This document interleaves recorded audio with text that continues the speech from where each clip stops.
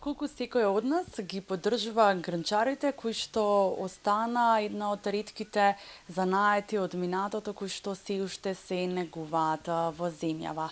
Токму Христина Крстевска е млад уметник, магистар по сликарство, кој што одлучи да им даде максимална поддршка на локалните грнчари со тоа што ќе изработува уникатни, но секако и рачно изработени декоративни сакси и вазни кои што може да се најдат во сечи дом. Ово утро ве запознаваме токму со нејзината инспиративна приказна. Христина, ќе ти посакам добро и убаво утро. Добро утро на вас. Ви благодарам што дојдовте да ме посетите во моето ателје.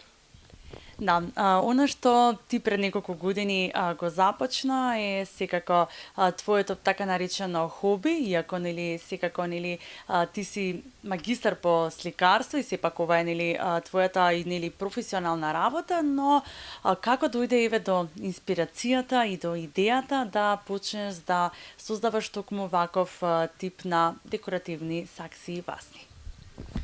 Па морам да кажам дека до оваа идеја дојдов најпрво со тоа што почнав да чувам многу растенија во домот и сакав да си направам за моите растенија некои интересни сакси, затоа што почнав да следам на социјални мрежи многу платформи со растенија и нормално со растенијата заедно доаѓаат и саксиите.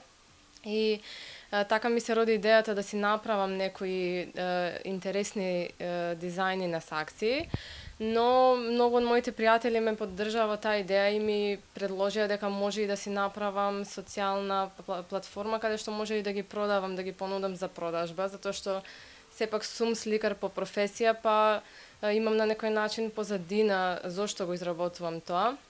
И така се роди идејата и така го отворив мојот Facebook и Instagram профил за рачно изработени сакси. Тоа беше декември 2020 година. Твоето ателје му го даде името Ателје Фолијаж, па што значи и каква е примената на ова што ти го создаде во изминативе 3 години? Па Ателје Фолијаж ми дојде како идеја затоа што фолијаж како збор значи убавина на лист, односно растенијата кои ги чуваме во домот само заради декоративноста на листот, во тој случај листот се нарекува фолијаж. Така ми дојде идејата за името и секако го применив тоа и во многу од дизајните на саксиите. Имав многу сакси со различни листови, пример листови на монстера, на алокаси, па исто така и тој дизајн многу се продаваше како декоративен елемент. Од каде се црпиш инспирација, што те инспирира и за да ги создадеш уникатните декоративни сакси и вазни? Па инспирација црпам од секаде, би рекла, почнувајќи од Инстаграм, сликите што ги гледам, од Пинтерест, некои интересни минимални дизајни. Морам да кажам дека пример ќе видам нешто или некоја комбинација на бои и веднаш ќе си замислам некоја саксија со таа комбинација на бои или па некој интересен минималистички цртеж ќе го видам на Пинтерест и ќе си замислам како тој цртеж може да го искомбинирам на саксиите во некоја поинаков елемент од тоа што сум го видела, не дека баш истото би го направила. Исто така мора да се размислува и како тој дизајн ќе изгледа на самата саксија, затоа што сите сакси имаат различна форма. Некои ако се заоблени или поискршени може да не прилега тој дизајн, така да секогаш кога размислувам за дизајните, размислувам и за каков модел на саксија моментално имам и на која саксија би сакала да го нацртам тој дизајн, за да изгледа самиот дизајн да прилега на самиот модел на саксија.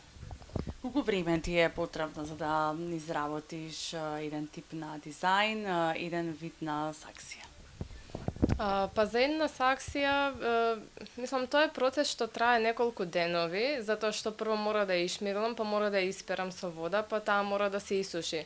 Мора да ставам подлога, белата боја кога ја ставам, треба 5-6 пати да ја поминам со бела боја, па во меѓувреме се суши по 15-20 минути, така да тоа може да трае со денови.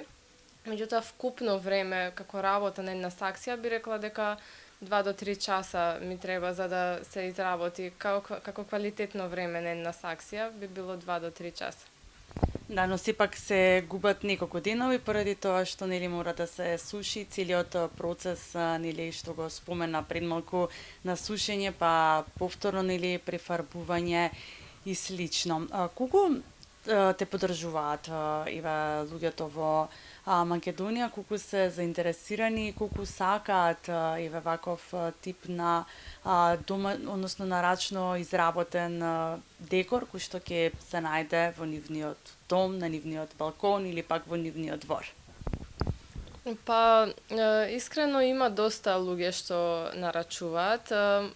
Би спомнала дека првата година кога го направив ателието имаше многу голем интерес, нели како нешто ново кај нас, многу голема продажба имаше. Можеби сега е намалена, меѓутоа сепак има многу луѓе што се уште нарачуваат, се уште пишуваат. Немам саксија моментално што е постара од неколку месеци, значи цело време се продаваат што и да направам. Мислам дека луѓето исто така имаат многу доверба во тоа, во дизајните што ги работам. Например, ќе ми сликаат ентериерот во домот, дневната соба и ќе ми речат направи ми нешто што ќе ми одговара во оваа соба, нека биде по твое, као сите дизајни ми се допаѓаат, нека биде нешто по твое, така да им се допаѓаат дизајните и нарачуваат луѓе и за нив, за лична употреба, меѓутоа многу се продаваат и како за подарок, затоа што може да се напише и порака на саксијата, така да се одлични за подарок. Значи, сепак покрај тоа што нели ти ги осмислуваш дизајните, можат и клиентите да ти дадат и сугестија или да ти кажат, например, што може да биде изработено или како сакаат да изгледа декорот на саксијата или пак на вазната. Може да, се случува да ми пратат конкретна слика од некој дизајн или од некаква саксија дека сакаат баш таква и може да се изработи. Нормално се додека можам јас тој дизајн да го прилагодам на мојот модел на сакси и на големината на саксијата, така да им велам дека може да се изработи модифицирано за тој модел на сакси и јас што го имам. Може да се напише било каква порака на саксијата, така да може да се работат сакси по нарачка од клиенти. Христина, како млад уметник кој што активно нели твори и создава во земјава, што ви недостасува еве на младите уметници во земјава?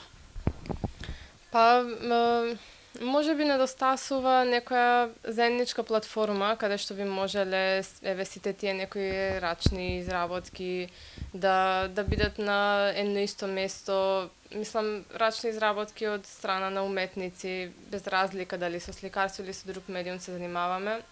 Може би некоја заедничка платформа.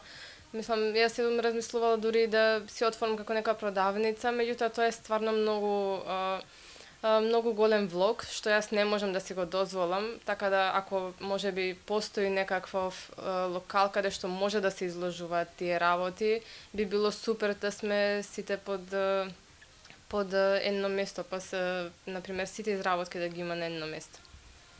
Да, навистина и тоа како е значајна поддршката, особено кога се работи нели за младите уметници кои што се нели на самиот почеток, еве да кажеме, од подемот на својата кариера. Јас ќе ти посакам да имаш многу успеси во иднина, да ти се остварат сите оние цели кои што си ги имаш зацртано секако на професионален план и секако еве можеби во иднина еве да се отвори таа платформа која што нели ја посакуваш и е потребна за младите уметници во земјава. Благодарам многу и благодарам на гостувањето во мојот ателје и јас се надевам дека ќе инспирирам и други да започнат со вакви изработки и со поддршка на локални грнчари, па да нарачуваат повеќе и од кај нив производи.